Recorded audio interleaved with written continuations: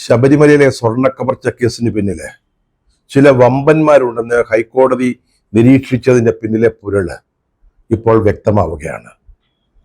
ഇത് അന്വേഷിക്കുന്ന പ്രത്യേക സംഘം ഇപ്പോൾ ആ വഴിക്കാണ് നീങ്ങുന്നത്. ശബരിമല സന്നിധാനത്തു നിന്ന് ദ്വാരപാലക ശില്പങ്ങളെയും അതുപോലെ കട്ടിളപ്പടിയെയും ഒക്കെ പൊതിഞ്ഞിരുന്ന സ്വർണ്ണപ്പാളികൾ എങ്ങനെയാണ് പുറത്തേക്ക് കൊണ്ടുപോയത്? ഇപ്പോഴാണ് അതിനൊരു വ്യക്തത കൈവരുന്നത്. ദേവസ്വം ബോർഡ് തീരുമാനിച്ചിരുന്നത് സന്നിധാനത്ത് വെച്ച് തന്നെ തിരുവാഭരണം കമ്മീഷണറുടെ സാന്നിധ്യത്തിൽ ഇതൊക്കെ സ്വർണം പൂശാനാണ്.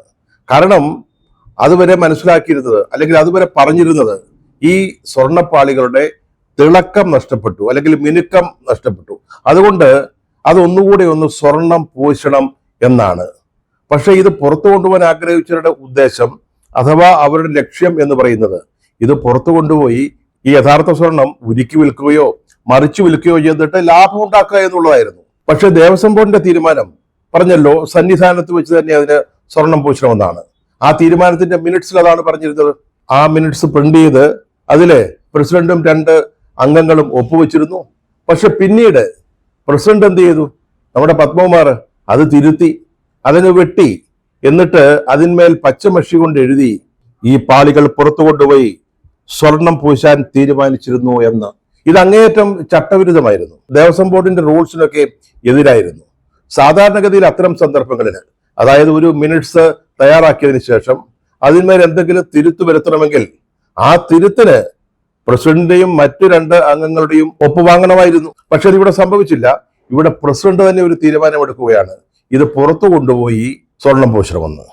അതുപോലെ തന്നെ ബോർഡിന്റെ സെക്രട്ടറി ജയശ്രീ അവര് അന്വേഷണ സംഘത്തിന് കൊടുത്ത ഒരു മൊഴിയിൽ അത് കൃത്യമായിട്ട് പറയുന്നുണ്ട്. ഈ ദ്വാരപാലക ശില്പങ്ങളെ പൊതിഞ്ഞ സ്വർണ്ണപ്പാളി അത് മിനിറ്റ്സിന് വിരുദ്ധമായിട്ട് പുറത്തു കൊണ്ടുപോകണമെന്ന് ഉത്തരവ് തയ്യാറാക്കണമെന്ന് ആവർത്തിച്ച് ആവശ്യപ്പെട്ടു പ്രസിഡന്റ് പത്മകുമാർ എന്ന്. അതിനുശേഷമാണ് ആ തീരുമാനം ഉണ്ടായത്, അല്ലെങ്കിൽ അത്തരത്തിലുള്ള ഉത്തരവ് ഉണ്ടായതെന്ന് ജയശ്രീ ബോർഡിന്റെ സെക്രട്ടറി അന്വേഷണ സംഘത്തിന് മൊഴി കൊടുത്തിട്ടുണ്ട്. അപ്പൊ സംഭവിച്ചത് ബോർഡിന്റെ തീരുമാനം ഒന്നായിരുന്നു, അത് സന്നിധാനത്ത് വെച്ച് തന്നെ സ്വർണം പൂശാനാണ്. പക്ഷെ അതിനെ മറികടന്ന് ഒരുപക്ഷെ ഈ ബോർഡ് അംഗങ്ങൾ അറിയാതെ, അതൊരു പക്ഷേ ഇനി അന്വേഷണത്തിലാണ് തെളിയേണ്ടത്, ഇവരറിയാതെ തന്നെ ഇത് പുറത്തു കൊണ്ടുപോയി പുറത്തെവിടെയെങ്കിലും വെച്ച് സ്വർണം പൂശാനുള്ള തീരുമാനം ഉണ്ടാകുന്നു. അങ്ങനെയാണ് കൊള്ള നടന്നത്. ഇത് സന്നിധാനത്ത് വെച്ച് തന്നെയാണ് ഈ സ്വർണം പൂശൽ നടക്കുന്നതെങ്കിൽ ഇവ അടിച്ചുകൊണ്ട് പോകാൻ പറ്റത്തില്ല, പുറത്തോട്ട് കൊണ്ടുപോകാൻ പറ്റത്തില്ല. ഇത് പുറത്തു കൊണ്ടുപോകാൻ അനുവദിച്ചതുകൊണ്ട് ഈ സ്വർണ്ണപ്പാളികൾ അപ്പാടെ ഇളക്കിയെടുത്ത് പുറത്തു കൊണ്ടുപോയി, എന്നിട്ടത് മറിച്ചു വിറ്റു. ഒന്നുകിൽ ഉരുക്കി വിറ്റു, അല്ലെങ്കിൽ മറിച്ചു വിറ്റു. അതാണ് സംഭവിച്ചത്. അതില് പ്രസിഡന്റിന്റെ നിർണായകമായ പങ്ക് അല്ലെങ്കിൽ ഉത്തരവാദിത്വം ഇപ്പോൾ അന്വേഷണ സംഘത്തിന് മനസ്സിലായിരിക്കുകയാണ്. അത് സംബന്ധിച്ച് വിശദമായ അന്വേഷണം നടന്നുകൊണ്ടിരിക്കുകയാണ്. ഈ പത്മകുമാർ എന്ന് പറയുന്ന മുൻ പ്രസിഡന്റ് അത്ര ചില്ലറക്കാരനായ ഒരാളല്ല. CPM-ന്റെ വളരെ പ്രധാനപ്പെട്ട നേതാവാണ്. ശബരിമല ക്ഷേത്രം സ്ഥിതി ചെയ്യുന്ന പത്തനംതിട്ട ജില്ലയിലെ CPM-ന്റെ വളരെ ഉന്നതനായ നേതാവ്. 32 വർഷക്കാലം അദ്ദേഹം പാർട്ടിയുടെ ജില്ലാ സെക്രട്ടേറിയറ്റ് അംഗമായിരുന്നു. ഇപ്പോഴും ജില്ലാ കമ്മിറ്റി അംഗമായിട്ട് തുടരുകയാണ്. ഇതിനിടയ്ക്ക് അദ്ദേഹം പാർട്ടിയുമായി ഒന്ന് പിണങ്ങി. അത് കഴിഞ്ഞ സംസ്ഥാന സമ്മേളനത്തിലാണ് നമ്മുടെ മന്ത്രി വീണ ജോർജിനെ സംസ്ഥാന സമിതിയിൽ എടുത്തതില് അദ്ദേഹത്തിന് പ്രതിഷേധമുണ്ടായി. അദ്ദേഹത്തെ പരിഗണിച്ചില്ല. അദ്ദേഹത്തെ പരിഗണിക്കാവുന്ന ഒരാളാണ്, അത്രയ്ക്ക് സീനിയോറിറ്റി ഉള്ള ഒരു വ്യക്തിയാണ്. കോന്നിയിൽ നിന്നുള്ള MLA ആയിരുന്ന ആളാണ്. പക്ഷെ അദ്ദേഹത്തിന് പകരം വീണ ജോർജിനെയാണ് സംസ്ഥാന സമിതിയിലേക്ക് കൊണ്ടുവന്നത്. അത് അദ്ദേഹത്തിന് ഇഷ്ടപ്പെട്ടില്ല. അതിൽ അദ്ദേഹം പരസ്യമായി പ്രതിഷേധിക്കുകയൊക്കെ ചെയ്തു. എങ്കിൽ പോലും പാർട്ടി നേതൃത്വത്തിന്റെ വിശ്വസ്തനായ ഒരു നേതാവാണ് പത്മകുമാർ.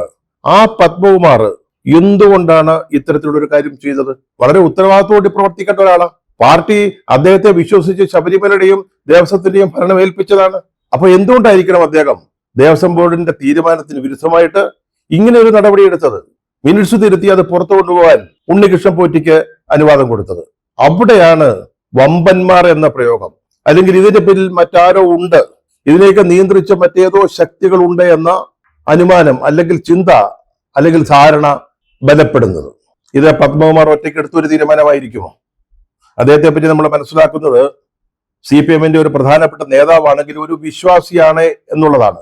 ഈ ശബരിമല കവർച്ച അത് സംബന്ധിച്ച വാർത്ത പുറത്തു വന്നതിന് ശേഷം അദ്ദേഹത്തിൻ്റെതായ വന്ന പ്രതികരണങ്ങളിലൊക്കെ ആ ഒരു ധാരണയാണ് ഉണ്ടായിരുന്നത്. വിശ്വാസിയായ ഒരാള്. ശബരിമലയിലെ യുവതീ പ്രവേശനം സംബന്ധിച്ച വിവാദം നടക്കുമ്പോൾ അന്ന് പത്മകുമാർ ഈ യുവതികളെ പ്രവേശിപ്പിക്കുന്നതിനെതിരായിരുന്നു.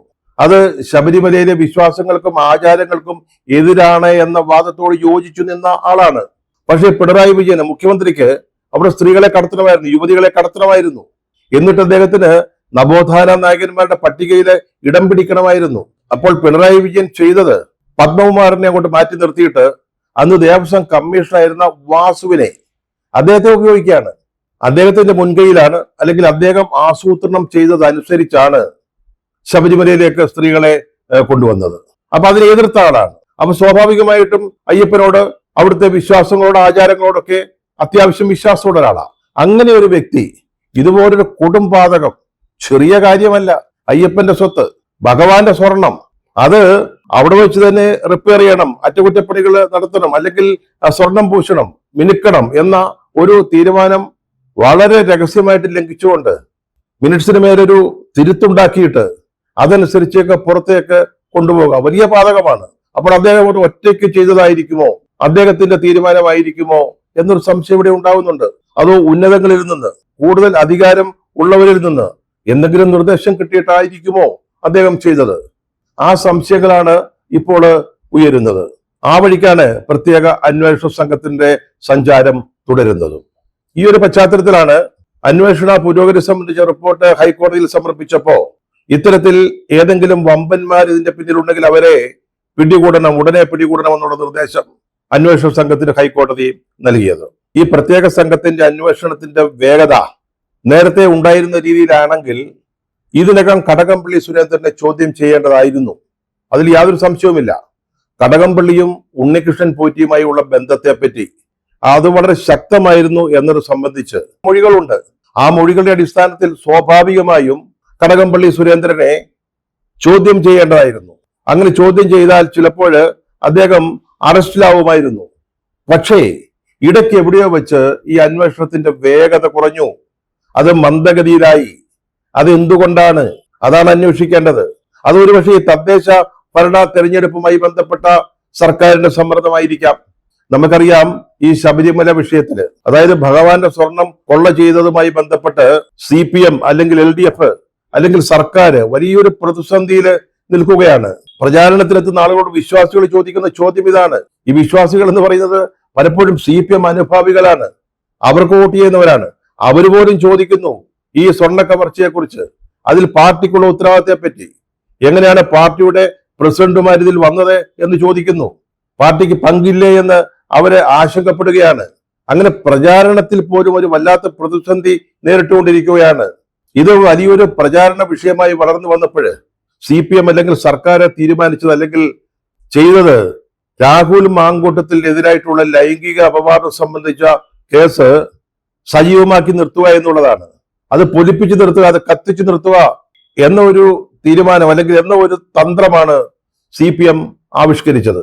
അങ്ങനെ ഈ കവർച്ച കേസിന്റെ വളരെ മാരകമായ പ്രത്യാഘാതത്തിൽ നിന്ന് രക്ഷപ്പെടാൻ CPM ഭഗീരഥ പ്രയത്നം നടത്തുമ്പോഴാണ് അന്വേഷണത്തിലെ വേഗതക്കുറവ്, മന്ദഗതി നമുക്ക് മനസ്സിലാകുന്നത്, കേരളം മനസ്സിലാക്കുന്നത്. അതുകൊണ്ടാണ് പ്രതിപക്ഷം ഈ അന്വേഷണ സംഘത്തിലുള്ള വിശ്വാസം നഷ്ടപ്പെട്ടു എന്ന് പറഞ്ഞത്, അത് മന്ദഗതിയിലായി എന്ന് പറഞ്ഞത്. അത് സർക്കാരിന്റെ സമ്മർദ്ദ ഫലമായിട്ടായിരുന്നു. ആ സമ്മർദ്ദം ഉണ്ടായിരുന്നില്ല എങ്കിൽ ഇത് ഹൈക്കോടതിയുടെ നേരിട്ടുള്ള മേൽനോട്ടത്തിൽ, നിയന്ത്രണത്തിൽ നടത്തുന്ന അന്വേഷണമാണല്ലോ.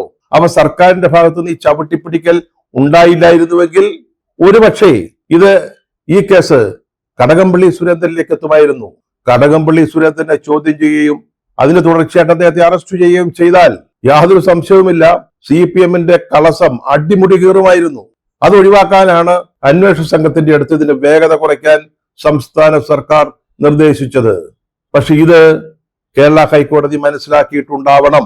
ഈ വേഗതക്കുറവ്, ഈ മന്ദഗതി, അതുകൊണ്ടായിരിക്കണം ഇതിന്റെ പിന്നിലുള്ള വമ്പന്മാരെ പിടിക്കാൻ അമാന്തമരുത് എന്ന നിർദ്ദേശം കോടതി ഇവർക്ക് നൽകിയത്.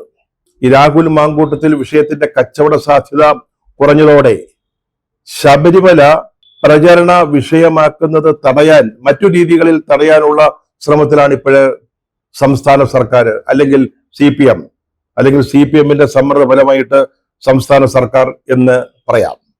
തെരഞ്ഞെടുപ്പ് സംബന്ധിച്ച മാതൃകാ പെരുമാറ്റച്ചട്ടം ഉപയോഗിച്ച് അതിലെ ചില വ്യവസ്ഥകൾ മുൻനിർത്തിയാണ് ഇതിനുള്ള നീക്കം ഇപ്പോൾ നടന്നുകൊണ്ടിരിക്കുന്നത്. സംസ്ഥാന തെരഞ്ഞെടുപ്പ് കമ്മീഷനെ കൂട്ടുപിടിച്ചാണ് CPM ഇപ്പോൾ ഇത് നടപ്പാക്കാൻ ശ്രമിക്കുന്നത്. അതായത് ശബരിമലയുമായി ബന്ധപ്പെട്ട്, ശബരിമലയിലെ സ്വർണ്ണക്കവർച്ചയുമായി ബന്ധപ്പെട്ട് എന്തെങ്കിലും പ്രചാരണ പോസ്റ്ററുകൾ തയ്യാറാക്കുന്നുണ്ടെങ്കിൽ പ്രതിപക്ഷം അല്ലെങ്കിൽ BJP അവരെ തയ്യാറാക്കുന്നുണ്ടെങ്കിൽ അത് നിരീക്ഷിക്കാൻ, അത് തടയാനുള്ള നീക്കമാണ് ഇപ്പോൾ സർക്കാർ നടത്തിക്കൊണ്ടിരിക്കുന്നത്.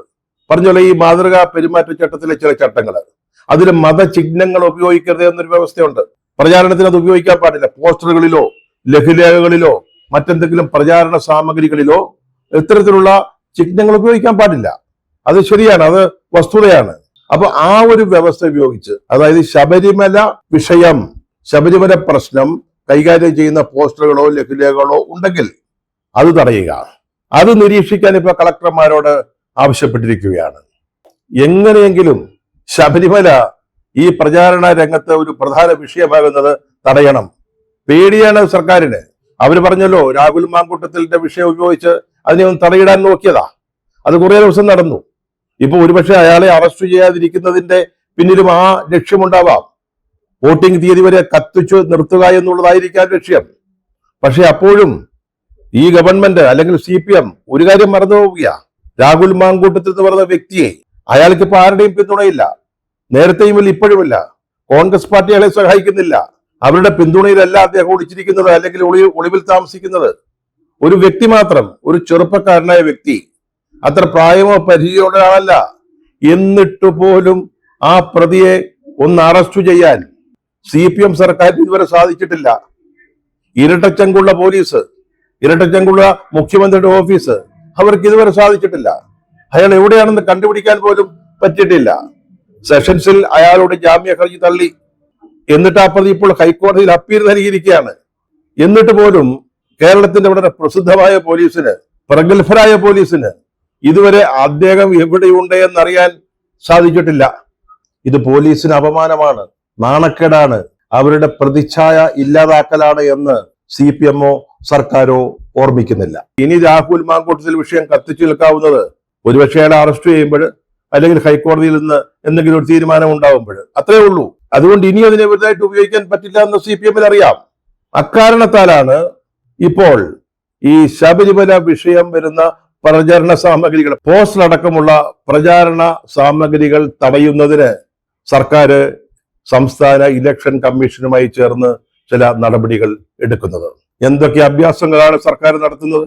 അതിന് സംസ്ഥാന ഇലക്ഷൻ കമ്മീഷനെ പോലും കൂട്ടുപിടിക്കുകയാണ്. പക്ഷേ നടക്കുന്നതെല്ലാം അതൊക്കെ എന്തിനു വേണ്ടിയാണെന്ന് കേരളത്തിലെ ജനങ്ങൾ, വോട്ട് ചെയ്യേണ്ട ജനങ്ങള് മനസ്സിലാക്കുന്നുണ്ട് ദാസ.